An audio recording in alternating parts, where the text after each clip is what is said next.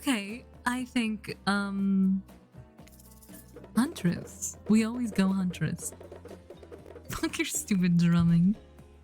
Huntress? Oh, shoot. Darn. Damn. Heckin' frick. Heckin' frick. Huntress overheard you. Ah, you've got your eye on me. I'm flattered that you think I'm good, but honestly, I'm a little annoyed that I've been so flashy with my moves. Usually I'm so sneaky that you can barely see me at all. Huntress is totally kicking my butt. Correct answer. I'm allowed to support the other people on this island, right? Oh jeez. I have no idea what the rules are here. Are there even rules? I should have stayed in my secret Larry. My secret Larry. Yeah. Wow, what a game. It's a tie. Can there even be a tie in volleyball? No, since this is everyone's first time playing. I fucking can't. I don't think there Can't be. Oh, okay. No. These killers don't usually have time for team sports amid their busy schedule of brutally tearing survivors to shreds. Hey, is Claudette crying? Are you okay? I saw it, don't worry. Probably just shedding a tear for her lost fellow survivors.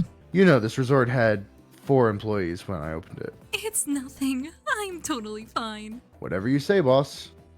Oh look, the killers have dispersed and are all cooling down in their own way. Spirit is reading a novel. Trapper is stretching sensually in between chainsaw curls. For fuck's sake. Yeah, I know. Wraith is standing on the beach, desperately hoping that the sand will swallow him up. And Huntress is doing some target practice with her bloodied hatchet. You feel a nudge. Dwight is looking at you expectantly. You should really make a move. Life is short. You can get stuffed out at any time of day. Carpe diem, carpe diem, carpe now. Go ahead. Shad one of them up. So which killer has caught your eye? Huntress, obviously. We always pick Huntress, mommy. Yeah, but first we gotta do a little bongo. You head over to Huntress. After all, this whole sporty hangout thing was her idea. Might as well see how she's doing. You were really great out there. Where'd you learn to move like that?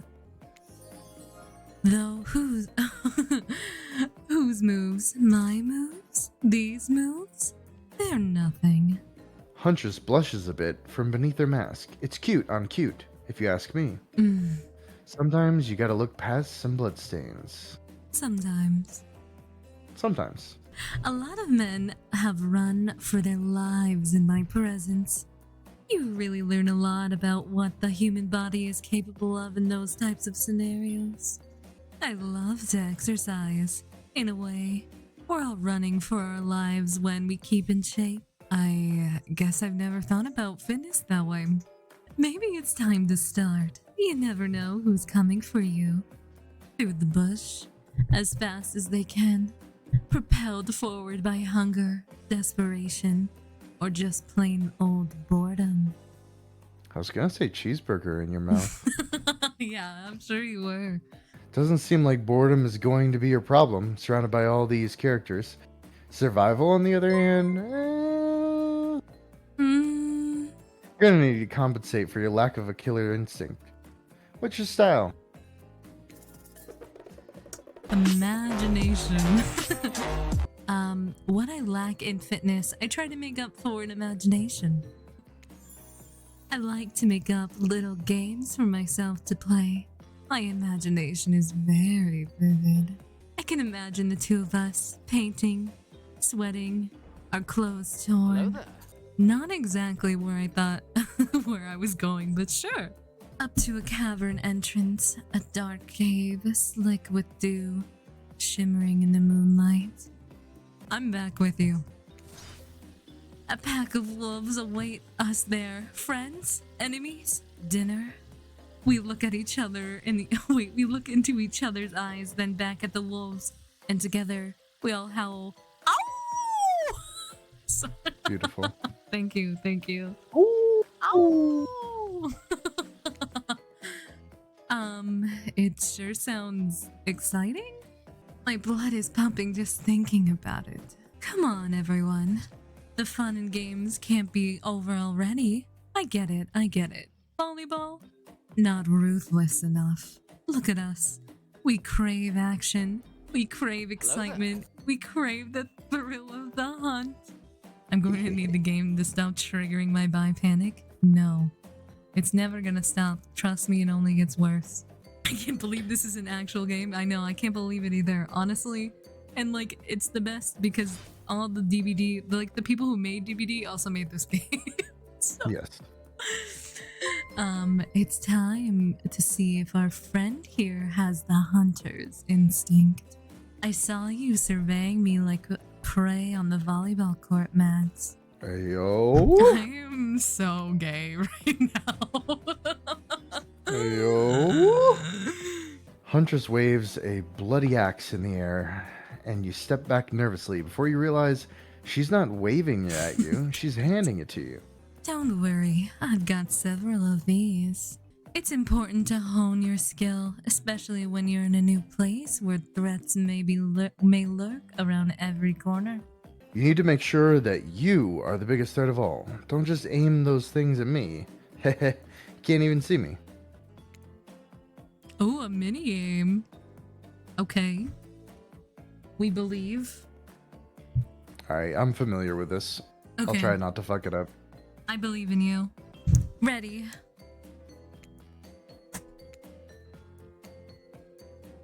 Nice. Oh, fuck. You missed completely. Nice. Nice. Fuck. Oh, wait, that doesn't count. Wait, it said not bad? Oh. Oh my god, it's so fast.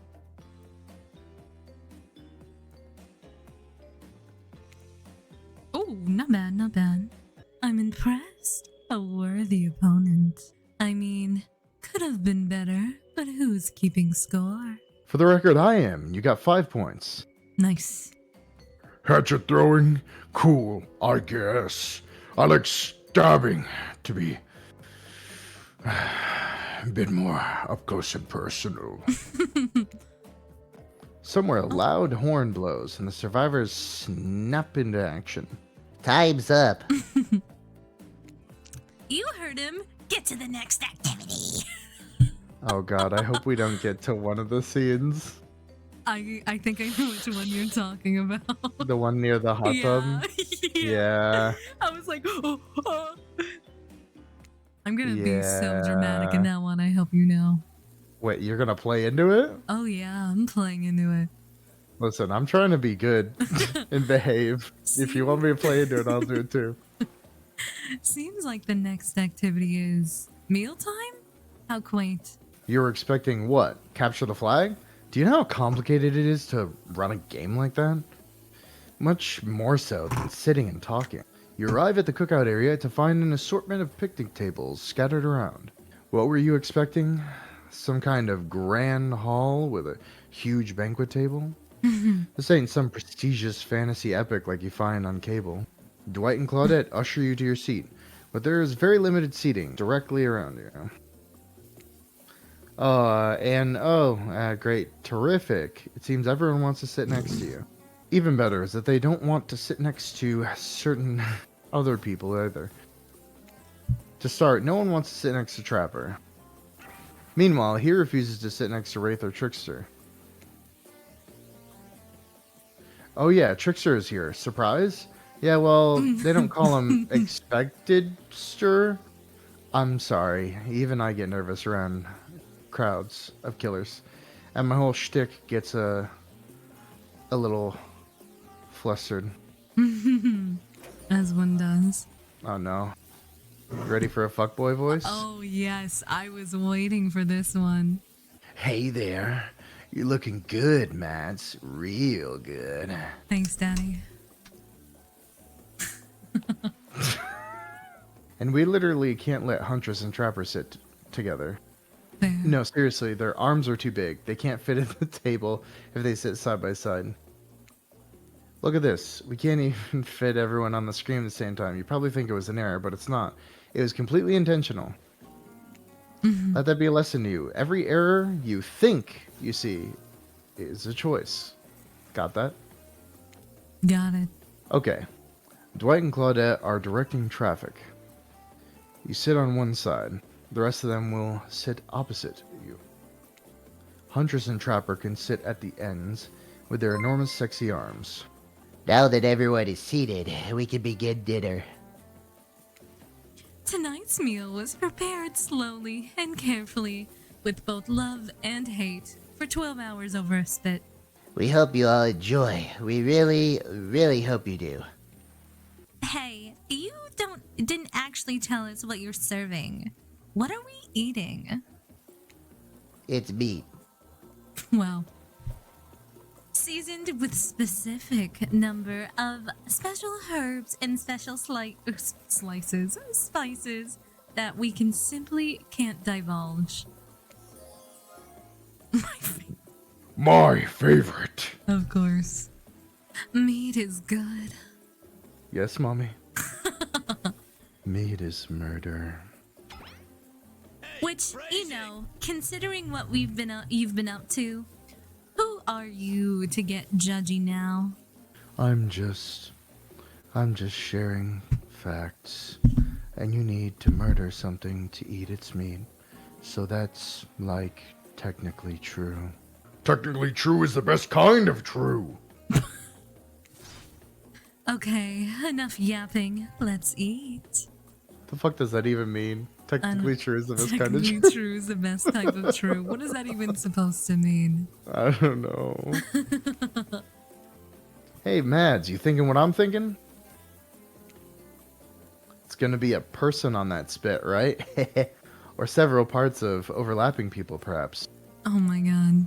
I haven't seen many pigs wearing palm tree button-down prints, you know. When you look closely at the spit, you spot what definitely appears to be a scrap of fabric sandwiched between some layers of meat. I think I'm gonna be sick. Is there anything else to eat? This took 12 hours. And we do literally everything on this island. Actually, there's one thing you're not doing today. You're not carving up this delectable meat. Wow, he's right for a change. 'Cause I am with a broad axe. This is the perfect tool for easily chopping anything in twain. Who says twain, bro? It's just Trapper's next line. First, who says twain? Oh. Sometimes I swear it's like we're all from completely different historical eras. Second, I'll handle this with my cleaver. Fast, powerful, clean. At least it's clean when the meat is cooked. No blood. Not crying in English. Ugh.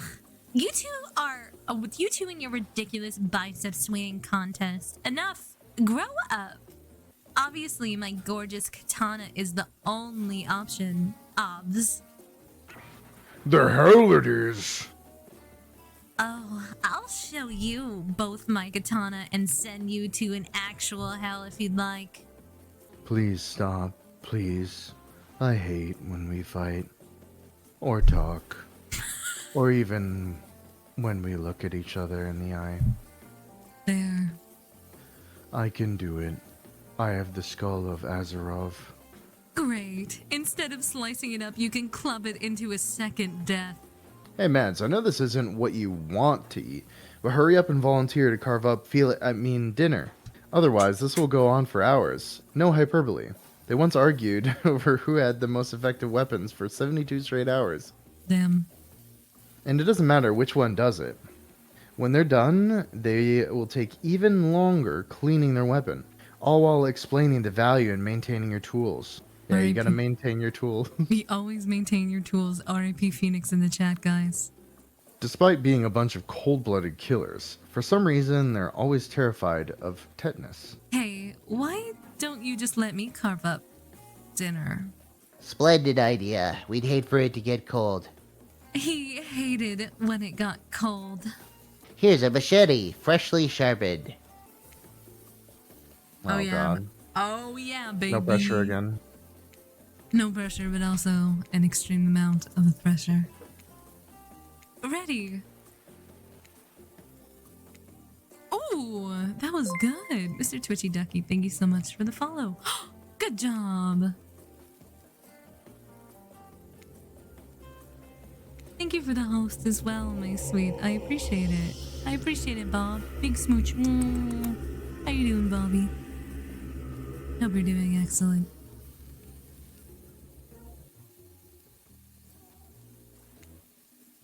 Ooh, that wasn't bad. That was pretty good.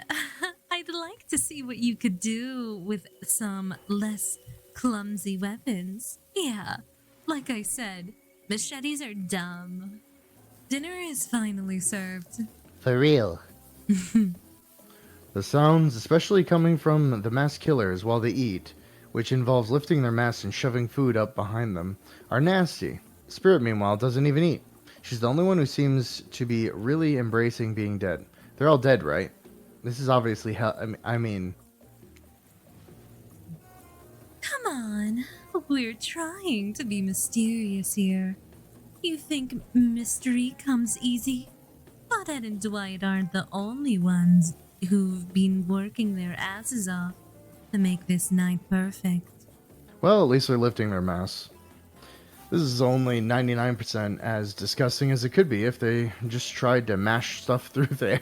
Fair. Spirit, why aren't you hungry? The two best things about being dead is not having to eat. That's only one thing.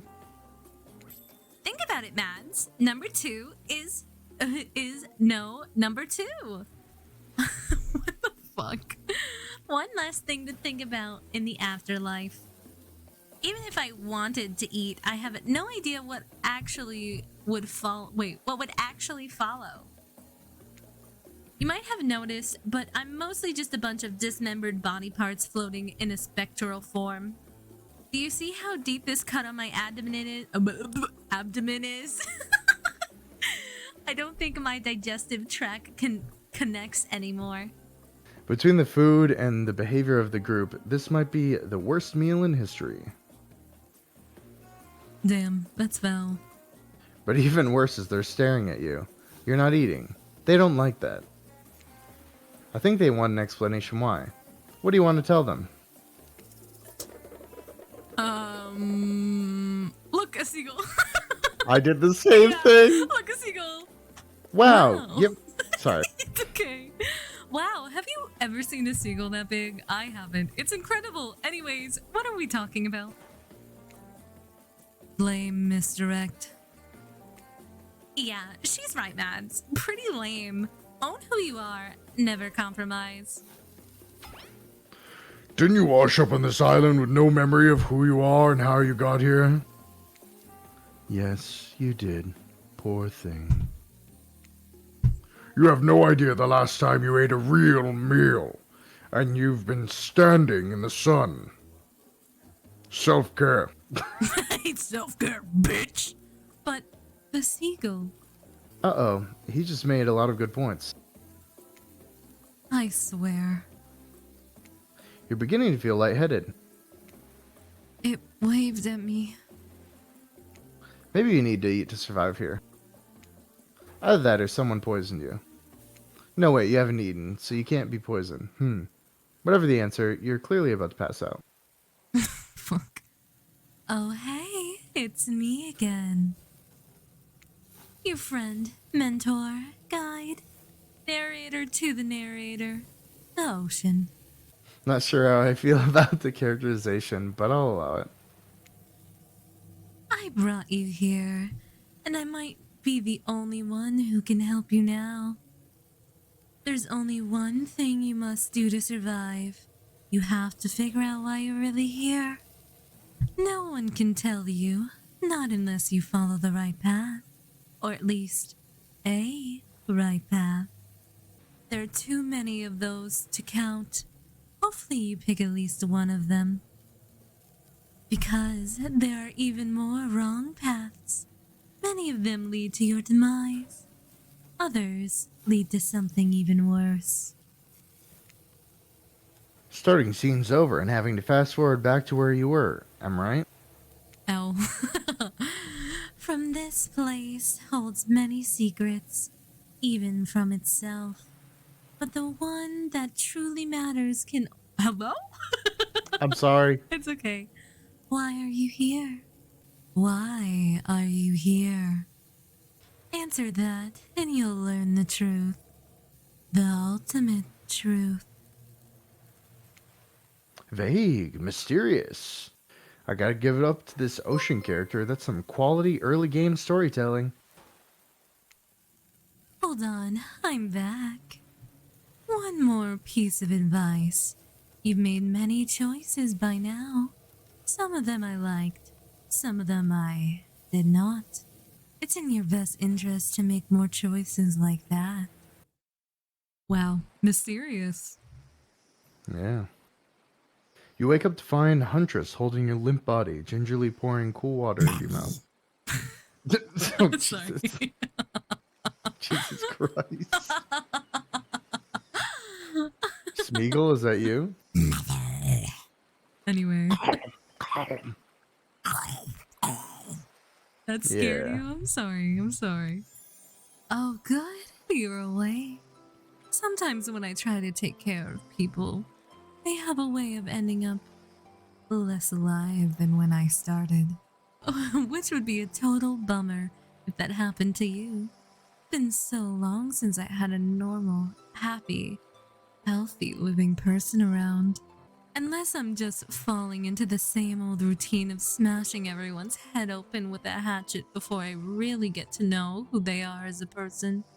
But you're not nearly as scared or too busy writhing in pain to see me for me. You feel nervous in her arms. Not just because they're maybe crushing you a little bit, but because she's... Beautiful. Yeah, it's beautiful, but I was just gonna narrate that fact. I don't know, say it out loud as a single word like some creep. Beautiful mask. Your bunny mask. It's quite gorgeous. I love Huntress.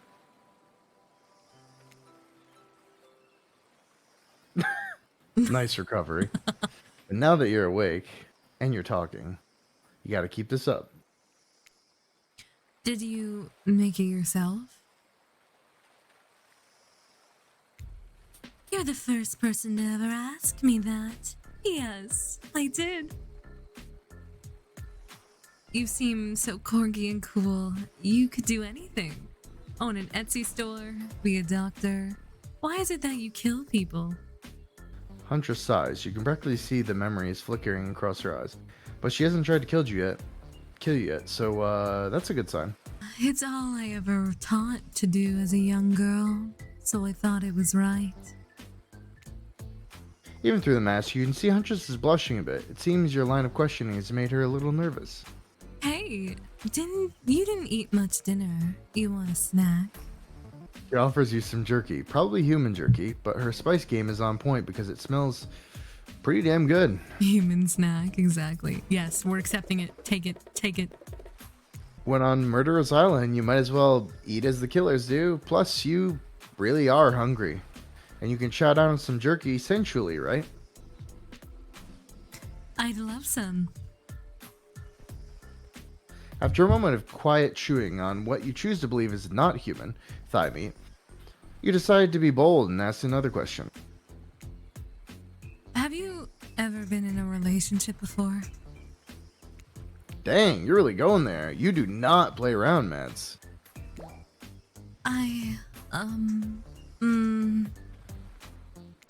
Huntress takes a moment to think deeply before answering. I must say, it's quite amusing to see this hulking bombshell get all twisted up with these personal questions.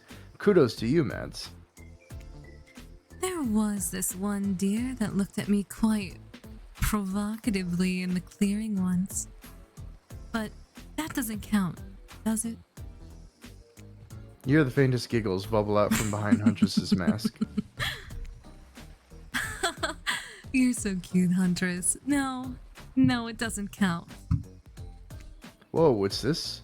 You found something in the sand. Huntress reaches down to pick it up. It's a hair clip. Probably left by some little girl who was playing on the beach long ago, who definitely is still alive, not at all dead. Huntress closes the bag of jerky with the hair clip. Oh. Seems like she's a little mixed up on how exactly this particular item works. Should you go with the flow or show off some of your knowledge of advanced humaning? Show her a thing or two. Yeah, I bet you'd like to show her a thing or two. I would, please. You silly goose. You chuckle before reaching for the bag of jerky. You take the bread off and collect a lock of Huntress's hair, clipping it back into an attractive swoop. Cute. Much better.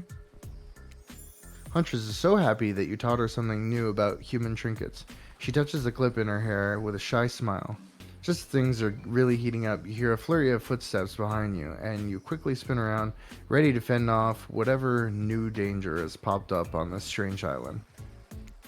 Only to find that it's Dwight and Claudette sprinting across the beach, Being clipboard in cockblocks. hand. Yeah, exactly. Which they're waving in the air above their heads. It's very important that we stick to the itinerary. And attend each event as scheduled. Playing sick for cute flirt points was not part of this evening's activities. That's strictly slotted for after the campfire story time. At this rate, we'll be late. Playing sick? No, I was... No time for excuses. Well, there is, but that's scheduled for after what comes after the flirting. Go, go, go, go, go. Go, go, go, go, go, go, go, go, go. Once everyone is gathered at the fire pit, Dwight and Claudette quickly make an announcement. We're not gonna blame anyone in particular. Medicine. But someone, and we're not gonna say who. So don't worry. You hasn't been sticking to the schedule. That means we're behind on time for evening activities. And we'll only have time for one person to share their special spooky nighttime story. Just one story, but story time is my favorite activity. This is a narrative-heavy experience. You're telling us that the only one person gets to share? How will we decide who? Oh, great. We have to decide as a group. That never goes well. Whoever did this, step up now. I swear I won't be angry. I'll merely chop your head clean off. No fuss, no muss. Please, keep it. Keep it. Keep it. That's so good. If you can continue to do that as Trevor, I want that. If it's not too much of a strain. I can try. Okay, yeah, keep it for as long as you can. But please don't push yourself. Yeah. Voice trembling, you realize this is probably it for you, but you embrace your fate. So sorry, everyone. I think they're talking about me. To be honest, I don't really understand how this whole schedule thing works. I guess I lost track of time while I was passed out. Been there before, even though it's taking some pressure off of me, which is an absolute dream come true. Is it really fair to pick on the newbie? Seriously, has anything ever happened on schedule? Even once? Damn it, Donald. If you try to flex that authority gimmick one more time, so help me, I'll snap your head off so quickly, and then I'll drown you in his blood, Cynthia. Fuss and muss are back on. You two know I love to hack, slash, and slice. I hate it. We all know you love to kill. It's almost all you talk about. Nobody named any names. Who even knows any names? Not us. I renounce my name. Who's Donald? Who's Dwight? Who even knows anymore? Call me nobody. But we still gotta get started on story time, so, Mads, who do you think should go? Ah, damn it. That's a name. Please pick somebody quickly so this tropical vacation doesn't turn into a bloodbath. Huntress. I choose you, Huntress. Whoa, this entire experience is being carefully crafted to avoid an IP infringement lawsuit. Let's be careful with the catchphrases, William. Fair. Huntress steps up to tell her story. The campfire flickers in her faraway eyes. There's a village outside the deep and ominous redwood. No child dared step foot past the threshold of the thick trees and brush that separated safety from the unknown. Grown men that ventured in often would never return, and the sounds that echoed out into the village were something inhuman. The woman of the town told a story to the young children, hoping that it would change enough to dissuade them. Dissuade. Them. Yeah. Dissuade them from curious exploration beyond the boundaries of the village. They told of a creature that lurks in the woods, half woman, half beast, singing like a siren, haunting, beautiful. Her voice, the last relic of her humanity. It lulls all who hear into her domain, and not precocious children, right? Yes. Okay. Nor fierce soldier can escape once you are in her clutches. Those who've seen her say she wears a mask of a hair stained with blood. For of so many poor souls, the hatchet she wields has been brought down brutally on the skulls of many unsuspecting hunter. The nightmare doesn't end there. For what a hungry beast to do in the frigid winters with nothing but hunter meat to live off of.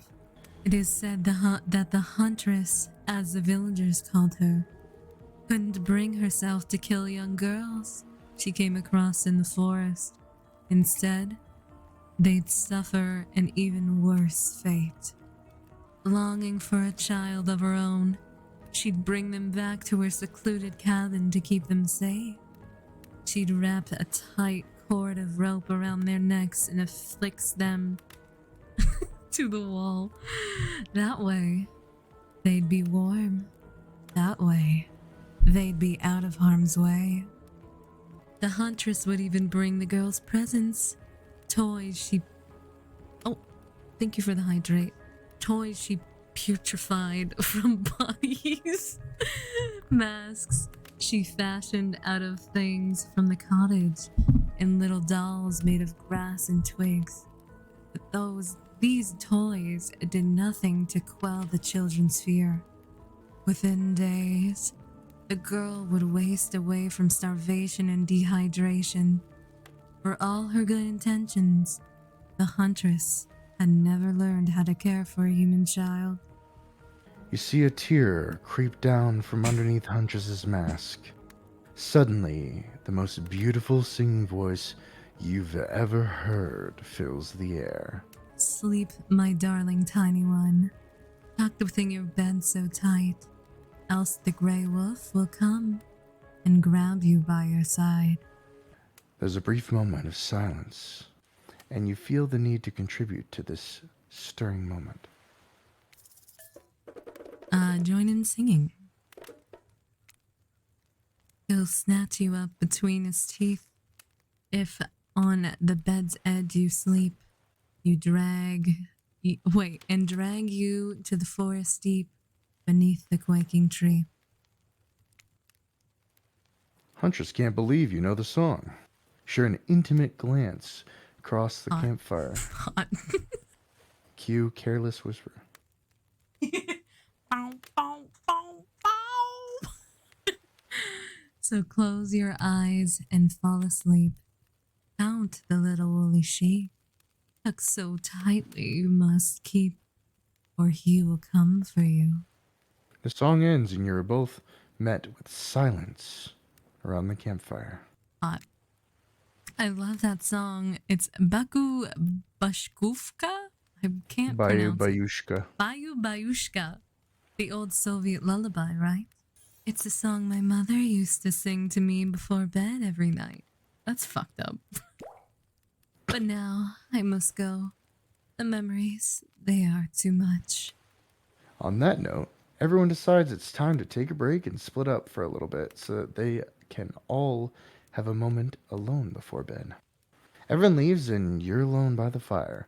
The only thing you hear is the ocean slowly lapping against the shore. Nice. This is nice. Damn it. This is nice. This is nice. A true moment of peace and tranquility that lasts for all of 7 seconds because Trickster shows up and he's blaring. God fucking damn it, this douchebag. Hey, baby, you lonely? Mind if I join you? He doesn't wait for an answer. Typical. Yeah. I know you've been hearing from all these guppies today, but I wanted you to hear something from a big fish like me. Something special those in charge on this island don't want you to hear. I'm the ultimate catch on this island, the only lobster in an ocean of sardines.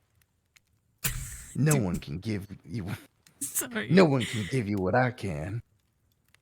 You just have to find me. Come find me, baby. Trickster leaves. He likes hide and go seek, apparently. Yeah. Okay, Trickster leaves. You're a bit confused about what to make of his cryptic clues, but you aren't going to get any time to yourself to think about them just yet.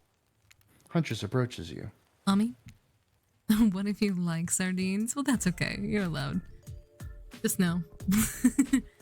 Of course you liked my story. Who wouldn't? It had everything. Cute kids, dead men, a huntress. I find that all stories are better with the sound of a burning fire filling the air around you. All the smoke, however, I could do without. I'd rather eat barbecue than smell like that.